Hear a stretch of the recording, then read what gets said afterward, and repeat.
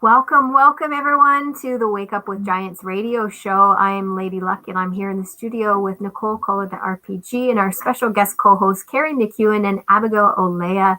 I'm so excited to have everybody here today and to delve into our topic today. But first and foremost, we're going to take 3 deep breaths and do our centering right here for all of you. So we're going to sit up nice and straight and tall, breathing in and out. In and out, in and out.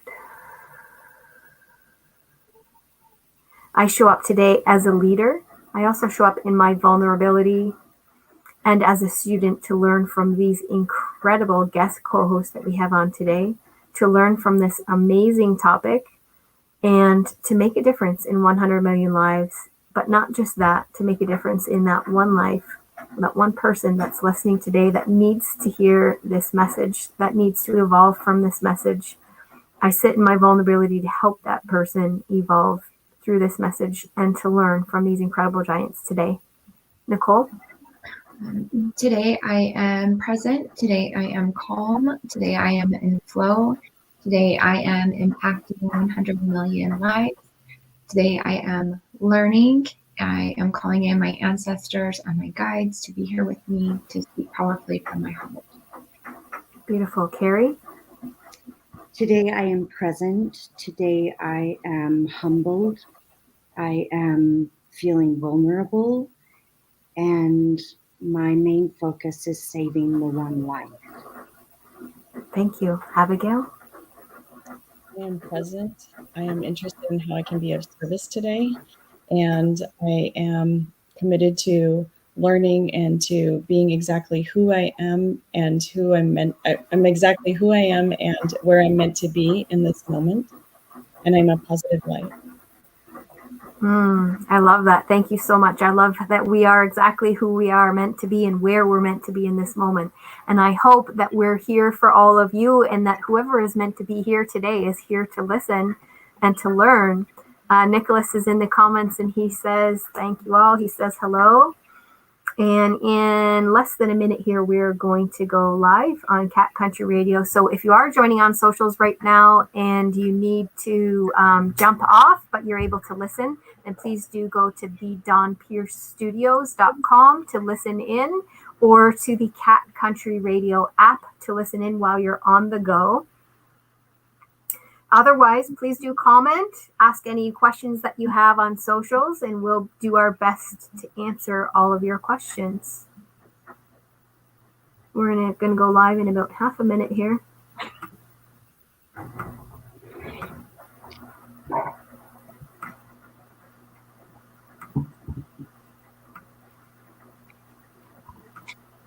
We're just playing our intro. I almost hit talk on my mic while the intro was playing. That would have been fun.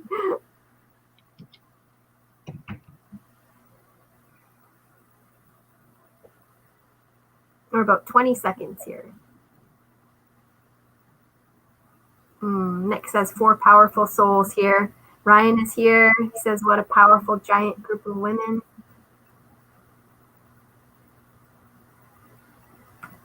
Hello, my friends, and welcome to the Wake Up with Giants radio show. This is episode 32, and I am Lady Luck. I am joined here in the studio with Nicole Kola, the RPG, and our special guest co-host today, Carrie McEwan and Abigail Olaya. And today, we're talking about how to live a life free from addiction. Now, friends, I know when you hear addiction, sometimes you think drugs or alcohol, but addiction can mean so many other things. I am a self-professed workaholic, and so we can be addicted to so many things. We can be addicted to work. We can be addicted to food or sugar or exercise, even things that are good for us, we can be addicted to. So I'm so excited to have these amazing giants in studio with me today to talk about how we can live that free life without being addicted to even those things that are amazingly wonderful for us. So I'm going to welcome everyone here today, and I'm going to take us right to Carrie McEwan to give us a little introduction. Welcome, friends. Thank you, Lady Luck. I am feeling really grateful today to have this opportunity and this platform to share with you my experiences in addiction. And I loved how Melissa brought out that addiction is not just to substances, but every single one of us have an addiction, either, like she said, sugar, cell phones, exercise. So I do believe that if you listen for the part in this broadcast that resonates with you, anyone can benefit from that. Absolutely. And you know, I there's a comment already that says addiction to a way of being, and I love that that Nick has brought that up. Because I agree, we can be so, and I wouldn't have thought to call that an addiction, but we can be so rigid in even the way we do things and the way we live, and rigid in our, you know, we talk about routines and rituals sometimes in the morning or in the evening, and we can become addicted to those things, addicted to the ritual of it being, having to be that way. And I've learned myself over the past few years to allow what is, and allow that if I miss my meditation in the morning, that I don't have to do the 30-minute one. I can do 10 minutes or 5 minutes, or I can even miss it this morning and go back to it tomorrow. And it's okay. I don't have to be that rigid and stuck to that routine exactly how it is, as long as I can pick that up and move forward with it. You know, it's a fine line, but I can see where that can be an addiction as well, as a way of being, and an addiction to our rituals and our routines in the morning. Well, and I don't want, going back to Nick's comment also, as a way of being, those addictions do not define us. Mm-hmm. Those addictions do not help us become who we are meant to be. They just help us, if you look at it in a positive way, become who we're supposed to be. Become the person that is stronger, that is more driven, that feels more self-assured, that knows who they truly are. Mm-hmm. So you must look, if you're in a place of addiction, look at it as an opportunity to grow and to help redefine who you are, what you believe in, and where you're going. Mm-hmm. Because it's really tough to be on the outside of someone who's addicted. You can give them empathy, support, and love, and still not understand the disease. But that's the part that you can play. And if it's a negative, in a negative light, addiction, especially to chemicals, these people already feel worthless. They are horribly depressed because they're suppressing something that they don't know how to process health in a healthy way. Mm-hmm. So as an outsider, the one thing you can do that will help them is to support them and love them and let them sit. They still have to sit in that pain and where they've gotten. But you being just in that space in a loving way, saying, I still love you, Carrie. I still look at all these things that you are doing, not this one that you are destroying your life with, but what you're doing, what good you are. That makes all the difference. Those are constants, and find those people in your life that become those constants, that won't leave your side in those battles. Sadly, You know that. Oh, sorry, Melissa. No, go ahead. I didn't mean to cut you off. Go ahead. Sadly, a lot of these people in addiction, the number one thing they feel is alone. And I believe loneliness is something that we can all connect with, because I believe that that's the number one human emotion that is the most devastating, is loneliness. Feeling like you're in this battle alone. Just this last week, I lost a very dear friend to suicide. And he's been on my mind a lot, and I want to be an advocate for these people that get to a point where they just can't do it anymore. Mm-hmm. And if they had a voice, they wouldn't want to bring pain to you, to their family. for some reason in their head, they're thinking, well, if I leave, I'm not causing more pain. So as his advocate, I know that that's probably something that was going on in his head. And we need to correct these character defects before it gets to that point of wanting to leave and not, fighting that bravery to stay. Sending you our condolences too. We just, I was sad to hear that, and we just said goodbye yesterday to a coworker of mine who committed suicide on the job. I understand where you're coming from. It's a sad place to sit in, knowing that person felt that lonely and not knowing, not realizing that was going on inside of that person. And when you talked about being lonely and having those feelings of not being accepted and all of that, it gave me chills, because it made me think that perhaps conditions like anxiety are an addiction as well. It's an addiction to being in control, to having to be in control, and it's the way we cope, right? And I never thought that before. I never saw that before, but that just popped into my head, that perhaps the control that we keep when we have anxious thoughts, or when we have ADHD or anything like that, the control that we keep and the way we act because we feel like we need to be in control of everything that's going on around us, perhaps that's an addiction as well, because it keeps us feeling safe. It keeps us feeling like we can belong and we can exist in those situations. And yeah, I mean, I know I suffered from postpartum depression and severe anxiety, and I know what it took to let go, to just let go of perfect, to let go of what I thought perfect was and what I thought everything had to be and look like.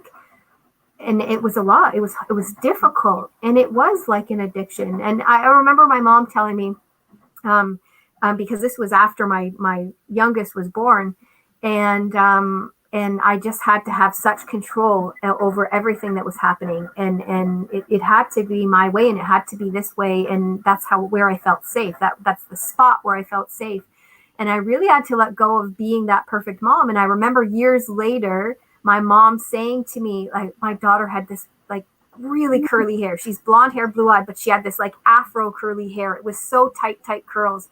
And when she got older and was taking care of her own hair, we couldn't get the brush through it. She wouldn't brush it for the longest time, and it was so knotty and terrible. And so she would just put it up and do things with it, and it would be crazy half the time. And I remember my mom saying to me, wow, her hair is interesting today. And I'm like, I just don't know what else to do. Like, I just let her go with it. I just can't have control over that anymore. It is what it is. And she looked at me and she was like, whoa, I never thought I would heard those words from your mouth, because I was so tight on everything. My kids were in the perfect clothes. Their hair were brushed when they went to church. Everybody was like, we all looked perfect. And I had such control over everything that happened and was going on. And when I was under such anxiety and stress at the same time, that she never thought I would be able to let go enough to be like, okay, her hair's crazy. It's just, that's the way it's going to be, and let her run with it. And I'm going to have to be okay. And it was that letting go and that slowly sitting back of it. And I see that now as an addiction too, as a way of coping with that I must fit in. I must feel this way. I must be perfect. And so that people will like me. And yeah, I see that fully. It's you must find beauty in the chaos. And I remember the first day that I entered the treatment center, I asked the first interviewer, or the first counselor that approached me, I said, okay, what do I have to do? Because at that point, my ultimate goal was I wanted to get out of that place.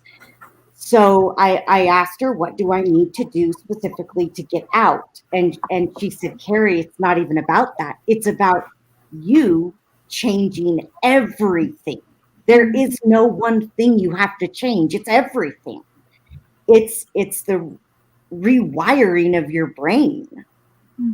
And when you were sharing that experience with your daughter, that brought back a lot of feelings for me when my children were young. And I don't even think we have an accurate way to measure pressure or anxiety that's placed upon us, either mostly by ourselves, but through culture, whatever it be. It's never accurate. It's always skewed in our minds. We place so much unnecessary pressure upon those things that just frankly are not important. But if you want growth, if you want acceptance, if you want freedom from anxiety, you have to let go of everything and change. Let the change happen within you.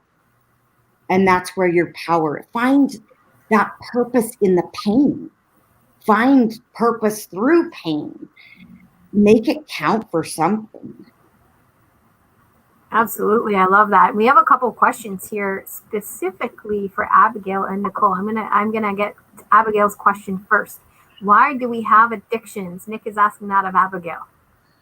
Oh my gosh. Well, I think it really goes on the, when Carrie was saying things define, we let it define us. So I even think what was coming up in hearing the conversation is like an addiction to judgment, right? So we have these judgments, and like, why are they coming? It's because we're comparing, and we're measuring on some unrealistic level of like perfectionism. And so when I was listening to, I was thinking of like, what are the addictions, and I think it just comes down to that judgment, that like being able to look at something and think it's one way, but not having the true story behind the scenes, right? Like looking at someone and, oh, their life is so perfect, but then not realizing what they're actually going for. And we each individually are creating those judgments for ourselves, and then trying to portray out. So it's like this mixed combo. And it really starts with an awareness, right?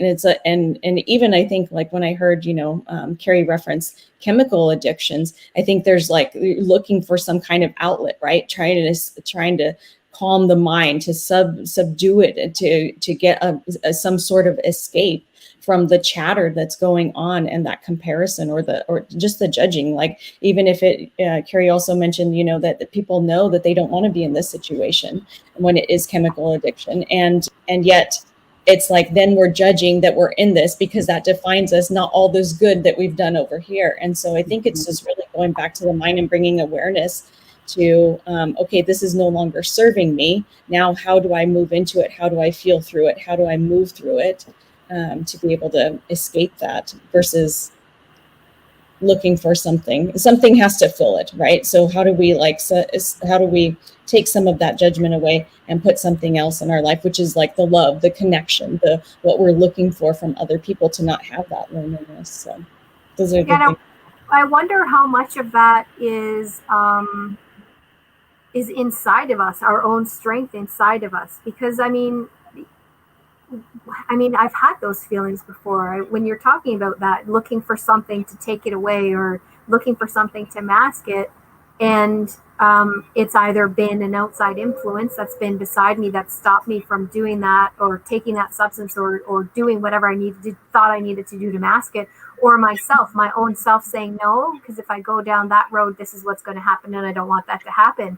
But so many people find themselves there. So if they don't have that support, how do they begin to move themselves out of that on their own, move away from that, and not run down that road and go down that road?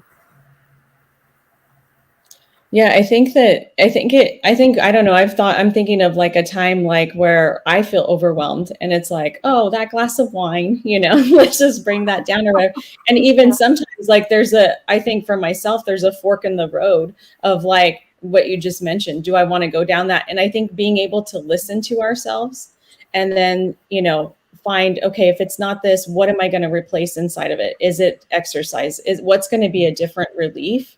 and looking for that, or even being able to communicate, like, who do we know or have in our lives that would listen?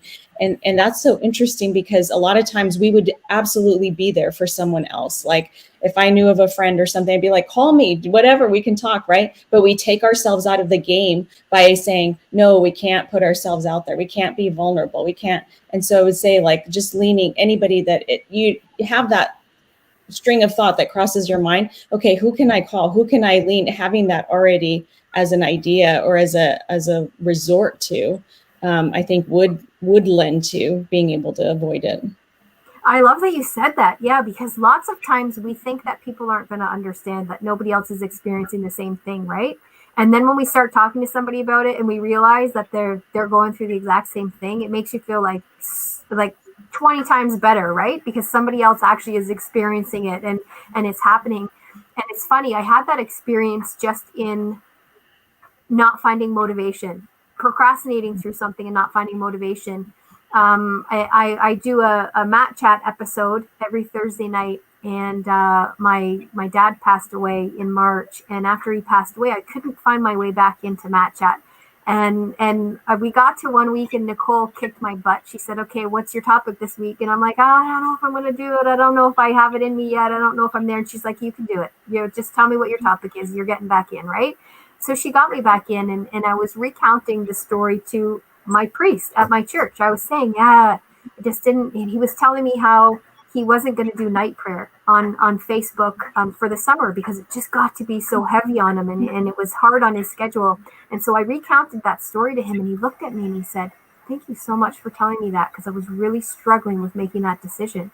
And I was like, wow, the priest, he's the one that you go to talk about those things, right? But he was so grateful to me for sharing that experience with him, because it made him feel better about making the decision not to do the night prayer for the summer and take a break for himself, right? And it's surprising how when you just open your mouth and share with someone how much comfort you can find, or the comfort that you provide to somebody else. Yeah. One last comment is, I've heard Carrie speak about it before, of being human, right? And so I think that the problem is we take ourselves out. I know I've done this for myself several times, is I don't allow myself to be human, but I would allow anyone else in the world and be there for them. And so I think it's really remembering or thinking about or bringing that into our lives, that we are human, and let us have a human experience. Yeah, and I want to go to Nicole for that one, and I'm going to give you a twofold question there, Nicole, because Nick's got one here for you too. But I know that Nicole has said before, she's called me out on it. She would say, "Would you tell your daughter that? Would you speak to your daughter that way? Would you speak to your son that way?" And I know she calls people out on that as well. And also, Nicole, there's a question here from Nick. He wants to know, how do you manage challenging emotions? So if you could speak to both of those things, Nicole.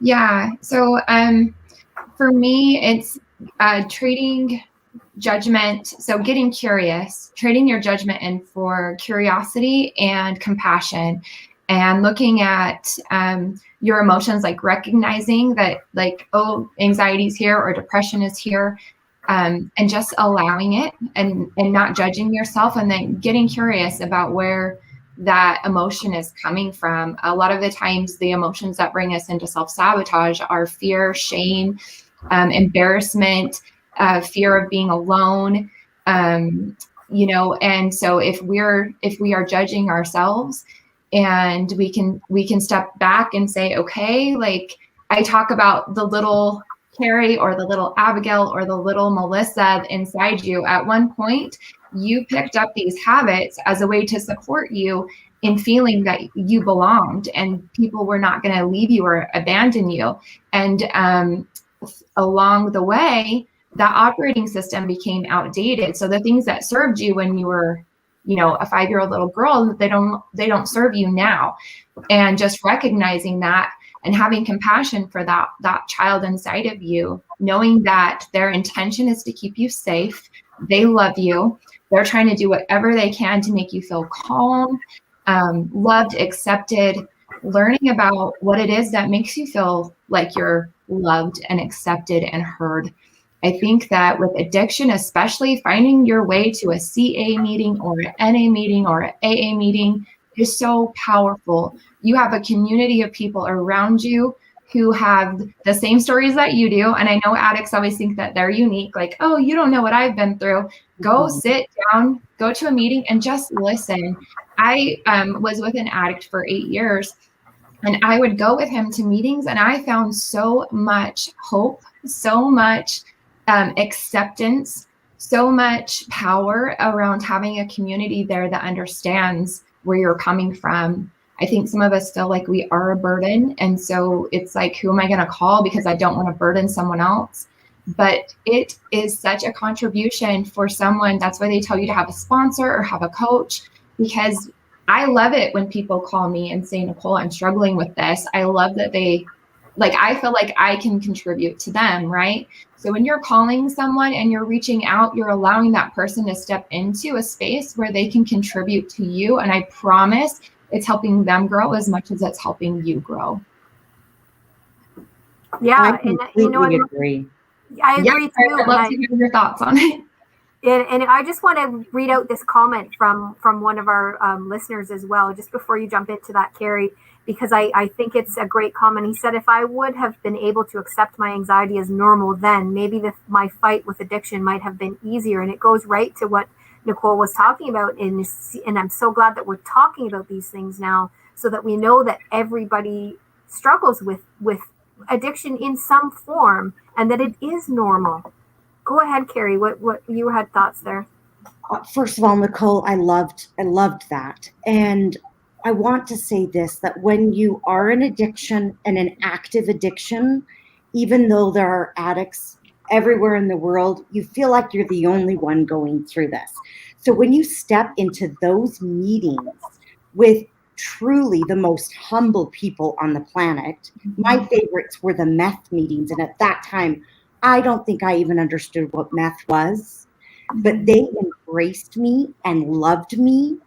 I feel like everyone needs the 12 steps of Alcoholics Anonymous. And Eric Hawker is one of my coworkers. And I will tell you this, so many times during the day, I'll have people come by my office and just need to talk and download what they're feeling. And if we suppress these feelings like we think we're supposed to because we want to appear a certain way, that's what gets us into trouble. That's what makes us want to fight off or be numb, because feelings are the hardest feeling. And you've got to learn to navigate through those feelings. Today's topic is about addiction, but we're addressing the core of why we turn to addiction. Mm-hmm. It's feeling things that we're uncomfortable to feel. Mm-hmm. And working through that is what defines us and refines us and helps us, win this human condition, master this human condition. No one is perfect. And I want to say to the listeners, if you feel alone, we've all felt alone. If you feel like there isn't hope, we have felt that. If you feel like no one will listen, there is someone. That's why we have 2 ears and 1 mouth. We need to listen more than we speak. But I want these listeners to know that there's hope. There are people, there are professionals that will help save your life from getting deeper into an addiction where you could potentially lose the greatest gift you've been given of life. Absolutely. I love that. And we have a couple more questions. I'm going to go to this question here. Nick's giving us a lot of questions. He said, can the 12 steps turn into a treadmill instead of a journey? So accurate, Nicole or Nick. I feel like, and maybe we should talk about the 12 steps for a minute, because that would be a really good takeaway for a lot of people, what they can do right now to improve. But the first step in the 12 steps is the only step that even talks about alcoholism or an addiction, whatever that be. It's the rest of the steps just help humankind become better. So if you want, we could just, and I would love to hear your thoughts as maybe we just talk about these steps and run through them. Would that be okay, Melissa? Yeah, that would be great. Sorry, I had some noise here, so I muted myself. That would be great. We are going to a commercial break in about 4 minutes. So do we maybe want to take another question and answer that, and then go into the 12 steps after the commercial break? Perfect. That way we don't have to split it up. Let's go back. There was a question about depression. Nick asked if we could speak about depression as an evolutionary adaptation to help us move away from a situation that no longer serves us, or to move on from a challenging situation. Does anyone want to tackle that? Oh goodness, crickets. You know, when I see that question, I think about it makes me think about what the cause of the depression was, and whether or not that that depression was there on purpose to make us sit back and evaluate the situation we're in, and evaluate how to move forward, where we might have just continued on without actually noticing. So just like we might mask a fear or mask a feeling because we don't want to feel it, we could be in situations where we need to move on from something, and we're not allowing that to happen. And so our body becomes depressed, our body reacts, our mind reacts, and puts us into that place to make us see it, to make us deal with it. So I don't think that Nick is far off with that. I tend to agree with that statement. You know, it's like when you get run down, when you get physically run down and you get sick, it's your body signaling to you that you've gone too far, right? That you're pushing your body too far. And it's almost like you're being forced to sit back and rest your body. And it's a sign. Your body knows, right? Your body takes care of you. Your body gives you those signals. So, yeah, I don't think he's far off with that. I tend to agree with that statement. Go ahead, Carrie. I agree also. I feel like let's just talk about, if you break your arm, you go to the doctor, he looks at your arm, he sees the exact problem, they know where to fix it right there. When you have a mental illness like anxiety and depression, you go to the doctor and they just start throwing pills at you. Well, let's see if this works. Let's see if this works. There is no exact science to healing it. That's what makes it difficult.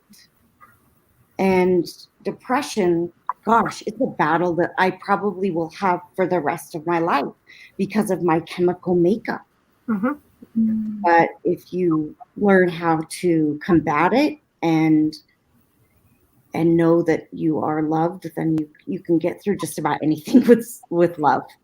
I wholeheartedly agree with that. I mean, I suffered postpartum depression as well, right? And anxiety. And I don't think those things are something that I will ever completely cure or get rid of. I think that they are definitely in a state of remission or in a static state where I don't sit in those places. But I definitely see where I come back into those places in a stressful time in my life, or you know, if I'm feeling down on myself, those thoughts will start to creep back in. It's just about what strategies you have in place and what you've learned along the way, and how you continue to deal with it to not let it take over.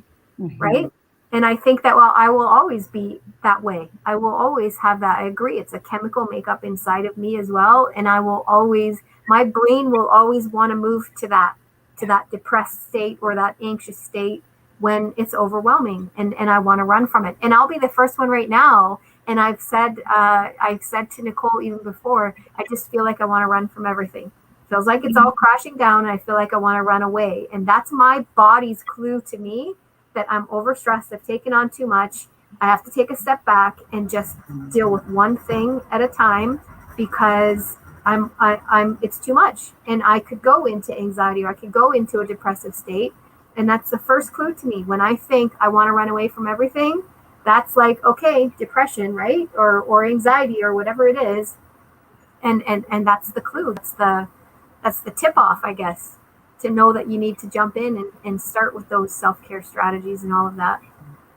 Well, I think you hit it the nail right on the head, is that it makes me think of the saying, feelings are meant to be felt, and being able to have that awareness. like feel the feelings, and then instead of judging that they're bad or good, most of the time we really beat ourselves up over bad, but really sitting into, okay, like you've described right now, what is that telling me? That's leading me down this path. Here's where I need to be aware or to go. And so just sitting in and moving through that feeling.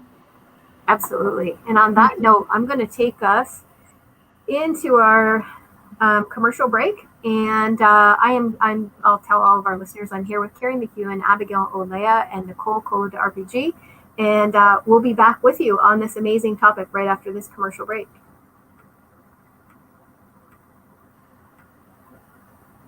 Okay, so we've got 2 minutes there, my friends. Abigail, you're amazing. Are you a therapist? Thank you. No, I'm a life coach. Do you want to become a therapist? And Nicole hit it on the head. I feel like I'm you guys are so much more important than I am. I'm just this housewife turned addict. You are powerful, powerful. You both are. I'm grateful to be here with both you and Abigail today. Very powerful stuff coming out of you, Carrie. Thank you. I'm honored. Truly. I'm so glad that I messed up my life so I could help somebody else. It's funny that you say that. I think that all of the time too. You know what I mean? Because I think back to where the track that I was on and where I still would be right now if that all didn't crumble and fall apart. And it's like, wow, the people that I can help now, the insight that I have now. I helped my son through anxiety after I went through it, and the difference that I can make now. I'm so grateful that all crumbled down. And I mean, my marriage crumbled down in the middle of all of that too. And I'm grateful that all of that happened, because where would I be? I wasn't myself. I wasn't me. And I can be me now. I found me, and I can be me. And I can be aware of those things. I can say out loud, I feel like running away from everything. Everything's crumbling. And what am I going to do about it? Because I'm not running. Right? Yeah. Yeah. That's so accurate. The wounded healer, people that have the wounds, they're able to support other people with healing their lives. You got about 8 seconds. Wow, Nicole. So good. So good. Okay, we're going back on. Hello, and welcome back to the Wake Up with Giants radio show. This is Lady Luck, and I am joined in studio by Nicole Colo de RPG and our special guest co-hosts today, Carrie McEwan and Abigail Olaya. And we're talking today about how to live a life free from addiction. And if you missed the first half of this episode, it was quite powerful. I do urge you to go back, listen to the replays, find the replays wherever you can. And we're going to delve in now into the 12 steps of recovery, right? And and we're going to continue on to answer a few questions that came in about those 12 steps. And I'm going to go right to Carrie to guide us through that. I'm not familiar with that. She is our giant expert in that area today. For which I am thankful. So like I said, the first step is just about alcohol. When I read these other steps, think about what your struggles are right now. Think of something specific that you could take something away from each of these steps to help heal yourself. So number 1, we admitted we were powerless over alcohol, pills, electronics, sugar, busyness, whatever that be, that our lives had become unmanageable. 2, we came to believe that a power greater than ourselves could restore us to sanity. 3, made the decision to turn our will and our lives over to the care of God as we understood him. Whatever your higher power is, you turn it to that being, that presence. You made a searching and fearless inventory, a moral inventory of yourselves. I remember in treatment, I had to write several things down, go into a room and burn it, throw it into the fire. Mm-hmm. It was a way of walking away from things I'd already done. You've already done certain things. Now's the time to fix them. Mm-hmm. 5, admitted to God, ourselves, and to another human being the exact nature of our wrongdoings, which is difficult. 6, we're entirely ready to have God remove these character defects, each one of us have them. 7, humbly ask him to remove our shortcomings. And I would say also make our weaknesses into strengths. 8, make a list of all persons we have harmed and become willing to make amends to all. Now, as you make these amends, some people may not be ready to hear it. My children weren't ready for a good 9-12 months after I had been admitted.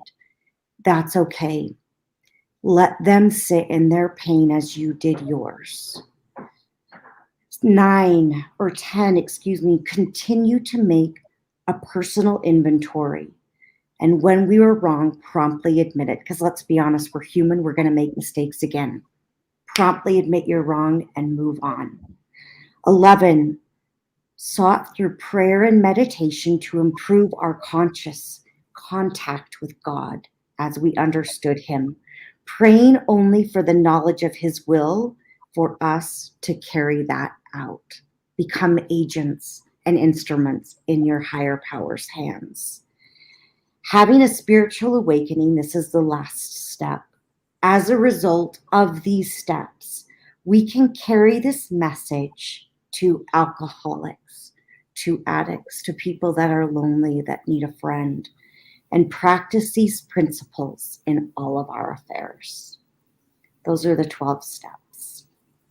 Excellent. And the question there was, can the 12 steps turn into a treadmill instead of a journey? That's looking up, that's taking a negative into a positive, and I love that. It is a journey. Do it step by step, though. You don't have to master everything. You don't have to become perfect in one day. None of us are perfect, and it takes time. It's the human condition, as we talked about earlier. Yeah, I love the letting go of that. That really caught me when you talked about, when you're making amends to other people and just having to let go of their reaction or how they react or where they're sitting with it.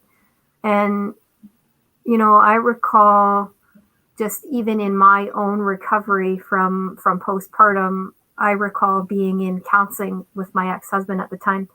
And, I was very suicidal at the time, had suicidal thoughts, everything coming up. And I recall saying something to him that I see now was so hurtful, but I was just in a place of hurt and pain and feeling beaten down at the time. And I realized it years later. And I was actually at a meditation retreat in Costa Rica in 2018. And it came to me that this was such a hurtful statement to say to him. And through no urging of anyone, I just thought I need to tell him. I feel called to tell him that was hurtful and I should have never said that. And it was not taken well by him. He did not receive it well. And I remember and I was crying over it because he didn't receive it well. And, I thought it was such a nice gesture for me to be apologizing for this because it was hurtful. And I recall someone saying to me, you did what you were called to do. You did what you needed to do. You don't have any control over how the other person receives it or where they're sitting. You did what you need to do. And then that's it. It's over. That's your time to walk away from that and allow that person to receive or not receive as they are. And I remember that just being the hardest thing to allow someone to be where they are in that place and time. Mm-hmm. Yeah, I can imagine how difficult it is. Yeah, in those 12 steps. Yeah. Go ahead, Carrie, I cut you off. No, that's okay. I feel like that shows love and respect and boundaries, letting them heal on their own and then coming back. And then my children have completely come back into my life and they have blessed souls. And you have to, I lost everything. And then I was able to gain something back more beautiful. And when you go from that state of having nothing and no one, I would say my greatest healer to date right now is when someone gives me a hug. How simple is that? But when you're alone or feel lonely, a human touch becomes very important. Yeah. The It's hug makes a a difference. transfer of energy. So you're feeling that transfer of energy from each other. Yes. You know, that just gave me chills across my whole body, because I remember at the beginning of the pandemic not being able to, like, everybody separated, right? And I was here alone with my 2 children in full isolation, and my youngest was very sick. And they kept telling us it wasn't COVID, but nobody knew what it was. And I couldn't even go to the grocery store. I was having groceries delivered for 3 months. And I would sit out on my porch crying, talking to someone who couldn't come anywhere near me to even give me a hug. And it was like the worst. I said to someone, this is the worst time as a parent I have ever had in my life. And I'm sure there'll be worse times, right? As they grow older and things happen. But just that touch, just the one fact that nobody could give me that hug, and I could feel that it was going to be all right. It didn't matter what they said to me. There was comforting words, everything, but nobody could give me that hug, not for 3 months. And it's true. It's true. Oh my God. I think before the pandemic, I took that for granted. The power of a hug. I took that for granted. And I mean, I used to say to my kids, do you need a hug? Maybe my heart needs to speak to your heart. Do you need a hug? And I would say things like that to my kids, but I still, in myself, took that for granted until the pandemic hit and we couldn't hug. And I think a lot of people did. I think a lot of us realized what we might take for granted during that time and what's really important in that journey. Agreed. Eric says that Carrie's hugs are awesome. Well, and I appreciate his hugs also. Truly, it's remarkable. 3 hugs right here from Nick. It's pretty remarkable how you have this design of life that from your very worst comes the most beautiful thing. When I was in my 2nd level of treatment, I met a man, and he was a horrible alcoholic, and his daughter happened to work in the leadership of the job that I ended up taking as a receptionist. So as a receptionist, I was able to give love. I received love. From this most awful experience of treatment came this blessing that this company became my family, and it's transformed my career, my life, from the ugliest things. So if you're in an ugly place right now, I want you to know that beauty will come from this. Beauty from ashes is my life motto. You can create if you let your higher power help you create this plan that was always better than what you ever imagined it to be. Mm-hmm. So don't give up right before you summit this mountain, because when you get to the top of the mountain, you're going to understand all things. Yeah, absolutely. I love that. Dots until you look back. Yeah. So it's like, you can't connect the dots of why things happened until you look back and see, that's why it all burned down, right? Yes. Yeah, and it has to burn down. One door has to close for another one to open, right? It has to happen. Well, I think it's the difference between beating up and that judging again, or pushing down, or suppressing it, to just being able to allow, right? When we get so far into it, then I think it's that we have no other option but to allow, and that's when the beauty starts to reveal itself and starts to come out and create. I've begun looking at it like a clearing.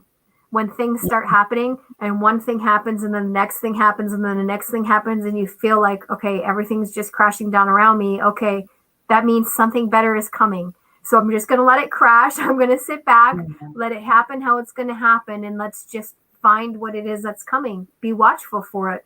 Be on the lookout for what amazing thing comes in amongst the rubble that's happening. Go ahead, Nicole. That's where your higher power comes in, trusting in your higher power, knowing that what is coming is your higher power knows what's better for you than you do, right? Yeah.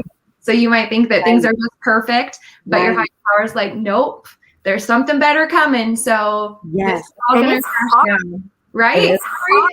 Like, and was telling Nicole this a couple of days ago. Yeah, I'll admit it here on live radio, just because I hope it helps someone. So I have this background with anxiety, and I haven't had anxiety or a panic attack in a long time. But we just started our school year here this week in Canada, and I know the States is ahead of us, but we just started school on Tuesday in Canada, and we've been in online learning all year last year. And so in a year and a half, it was our first time back to school. And we had some other things going on. I had some health issues going on, just other things that we were dealing with. And the first week of school was quite rocky for us. There was a lot that I had to deal with. And, my kids got dropped off by the bus the first day at the wrong stop. Their bus stop had been canceled without us knowing. And so there was a big panic there. I couldn't get a hold of my kids, so they didn't know where they were and how to get home. And, it was a big thing. And I was dealing with it after. And I was really angry about the safety of my children when it happened. And I was so deep in everything, and all these things I felt like was crashing down around me, that the school secretary called me one day to talk about the busing situation, and picked up the phone, and I went into a full-on panic attack. I couldn't even understand what she said to me. It was like she was speaking Klingon, a completely different language. Full-on panic attack. And all she was doing was giving me an update about the bus. But it was like I had that feeling, like everything was crashing down around me. It was a million different things. And I excused myself from the phone call and eventually went back there and had the discussion. But I had to sit back in that and say, okay, step back from everything. What's going on here?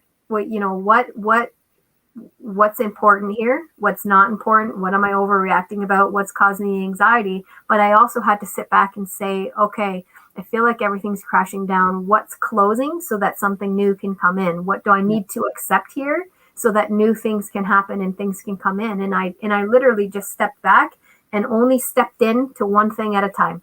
I didn't step back into everything. I stepped back into one thing at a time. And it was the first time I've had a panic attack, like an actual panic attack, in 5 years. And I don't know where it came from. I don't know how it came on, but it was full on, and it was just everything crashing down around me, everything crashing down. And I said to Nicole, yep, I feel like I want to run away right now. I don't want to deal with any of these things. And it was that feeling. Yeah. If I can just say, what's that, Nicole? I'm just going to say it's the fight or flight reaction, where your body's under attack and it's saying, am I going to run or am I going to fight? Yeah. And when you don't have the energy to run, or when you don't have the energy to fight, running seems like a better way. Yeah. Sometimes I flight. That's my issue. I remember when I first got to the treatment center, I was put into this beautiful light room on the main floor. And then a few days later, another woman came in that couldn't have the basement. So they moved me out of that room into the darkest room in the house with a tiny window. It was freezing cold because it was the middle of December. And I remember getting on my knees, and God is my higher power. And I just said, God, I can't do this. I can't do this. I'm overwhelmed. I don't know where to begin. I need you to intercede. I need you to help me. And that moment has stuck with me because I was in the depths of despair. And as I have grown through this, the thought keeps that moment comes back, because I have this overwhelming feeling of, Carrie, you asked me for that gift. You asked me for the gift of strength. And now I'm going to have you use that gift to help other people. Mm-hmm. I'm going to turn your worst into something that you can have the courage to share. Mm-hmm. And I believe that we're all like that. That's what makes the four of us. What we have in common is we just want to help. We want to turn the knowledge, the experiences that we've had, and that to me is the measure of the best life lived.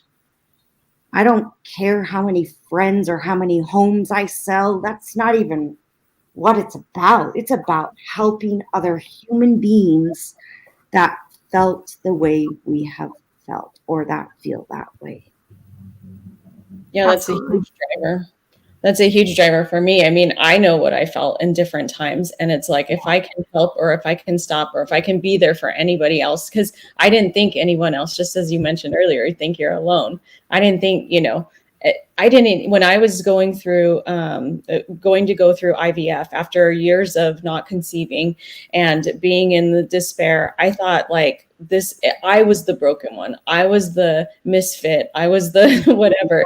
And then when I got through the process and started going, one of the things I came back and told my husband, I was like, I'm in that facility almost every week for lab work or whatever. And it was like a revolving door. And that was such an eye-opening experience. And to be able to touch someone, see who's out there, that there's so much commonality in us that we don't even know. And so yeah, I love that we're putting ourselves out there and whoever's hearing that we can touch them and help them. Yeah, even the word strength. I love that word now. And I say now because I mean, I've talked about this before about how, as a younger kid, my parents were divorced and I used to beg my dad to go and stay with him. I just thought I had it so horribly where I was. I used to beg him to go and he would say, "You're so strong. I know you can do this. You can get through anything. You're so strong." And I used to hate that word, like hate it. And I don't even use the word hate. I tell my daughter it's such a strong word. I ask her to use dislike, right? But that word strong, I used to just think it was the most horrible thing that anyone can say to me. What do you mean I'm strong? Pull me out of here. Save me, right? And it took me a long time to really realize what he was recognizing, what my dad was recognizing in me and reminding me that I had that strength inside of me and that I was that strong person and I could get through anything on my own and that he was there for me, but I could get through anything on my own. And I relish in that word now. I relish in that strength now. But I think sometimes we see it that way. Sometimes we sit in that place and just want someone to come and pull us out and save us. And lots of times we just need to look inside and find the strength within because we do have it. Yeah. We just don't want to admit that we have it. We want someone to come and pull us out. Right? Everybody's nodding their heads yes. Yeah. Well, and with me, with having an eating disorder, it's like and with coaching, it's like I can't, you're the one who does the work. You're the one who pulls yourself out. So having somebody who is willing and ready to admit, like the first step of the 12 steps that, their life is unmanageable, right? And it's not the coach that's saving them. Like we stand there and support them and see them as the most powerful versions of themselves because we know inside of you is the strength and the courage that you need to pull yourself out of it. We can show you what's possible. Carrie can show you what's possible. If you do the work, that's a possibility, but being able to create your own possibility. So I think with the four of us here, like we're all possibilities of what people can have if they, are willing to do the work. Absolutely. I'm just looking at the time, ladies. I can't believe that this hour has gone incredibly fast. We've got about 6 minutes here on the air. And I'd like to invite all of you to give some final words of encouragement to all of our listeners. Do you want to go ahead first, Carrie? Yes, I would love to. Where to begin? The first thing I would suggest is to share what you're feeling with someone that you feel safe with. Your voices are heard and you are cared for. Secondly, we have a lot more in common with people than differences. We sometimes focus so much on our differences and not on the commonalities, but we are so similar as human beings. 99% of us might be different, but that 1% is what links us to mankind. The third thing I would suggest is be willing to do hard things. It's going to be hard. You're going to make mistakes. You're going to feel like you've mastered it, and then you're going to have a setback. But that just that's life. You just keep going. Don't give up, because the beauty is just at that summit when you're willing to make that change. And if there is any specific group of people that I would want to just speak my final words to, are those that are at the point where they feel like giving up is the better choice. We need your presence on this planet. We need your experiences. Your feelings need to be heard. The power you have to help other people, you cannot conceive right now. Be strong enough to stay, to know that you're loved by people you may not have even met yet. But you do matter, and your life is so valuable.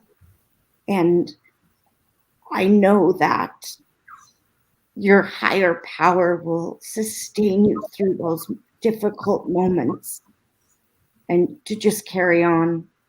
That's the one thing I've learned is you just have to keep going, and then you'll receive the greatest gifts in life. That just gave me goosebumps all over my body. Abigail, do you have any final words for our listeners? I think it's really sitting into self-love. And this is, just if even as hard as it may seem, is just really just sitting with, I love myself. I love myself. And for that, you can start seeing light at the end of the tunnel. And it may feel that it's hard to believe or like too far out, but if you keep repeating it, you'll start getting that program enough to pick up a little bit, because we can want all the love out there, but if we don't start with ourselves first, then we can't hear or see the love out there. So I think even if it's so hard, just being able to first lean into, okay, I love myself, and then that'll start revealing steps and opening up space and possibility. Thank you. Absolutely. Nicole, do you have any final words? Yeah. So number one, you're not broken. You're not broken. You are worthy. You do deserve it. I was just on the other side of addiction with Al Richards this last week, him and JD. And Al started that podcast. It came from a space of where he was at the end. He felt like he didn't deserve to be here. He was to the point of suicide. And now he's created this powerful platform to share and support people finding power in their pain. And so, yeah, there's something to be created from that pain, from those dark moments. We need you. A tribe of giants need you. Come over, tell your story, share. We need giants. We're impacting 100 million lives. You are one of us. Come join us. Thank you so much, everyone. I am so, so grateful to have all of you in the studio with us today. Thank you so much to Carrie McEwan and Abigail Olaya as our special guest co-hosts today. Thank you to Nicole with the League for joining us today. I literally have goosebumps all over my body. And again, I will reiterate what Carrie said, that you matter. You matter to everyone here, and I love what she said, that someone one day in the future will be grateful for your experience and grateful for you being there. You don't even know that person yet, but someone will say, I'm so glad you survived it, and I'm so glad you're still here so that you could be here with me to help me through it. So I absolutely love that. Please do, if you have joined us late, go and listen to the beginning of the show and listen to the recording. We have been here in studio with Nicole Kola to RPG, with Carrie McEwan and Abigail Olaya. Next week, we'll be here with Aaron Donovan, speaking about how to be a giant by living giant principles. Please do join us then, and we're going to say goodbye. Love you guys. Bye. So we're just playing our outro on the radio channel there. We're still live on social media. But once our outro is done there, we will shut that down. Please do, everyone who's following on social media, stick around. Go to Cat Country Radio and stick around there. Ashi Mittal and Michaela Chess are on Cat Country right after us with Get Your Life Back, their radio show. So please do go listen in there. And we will sign off in a moment here. So honored to you, for you, Abigail, and for you, Carrie. So honored to be here in your presence, and so grateful for your message and what you guys share with our community. extremely grateful for both of you powerful women. Wow. And Melissa, of course, she is always the best captain of this ship that is Thank you. And thank you for radio. Thank you. I was just letting Ashley know that we were off air so that she's safe to get on air. Yeah, thank you. Oh my goodness. I don't even know. Honestly, it gave me goosebumps at the end when you guys were all talking, just because it's so true. You don't realize right now who is going to be grateful for your knowledge and your experience, and whose life you're going to impact later on. And, I'm thankful for all of you for being here today and helping to impact my life today. Thank you. All right. So we're going to say goodbye to all of our social media friends. We're going to end our broadcast there and wish everyone a happy Sunday.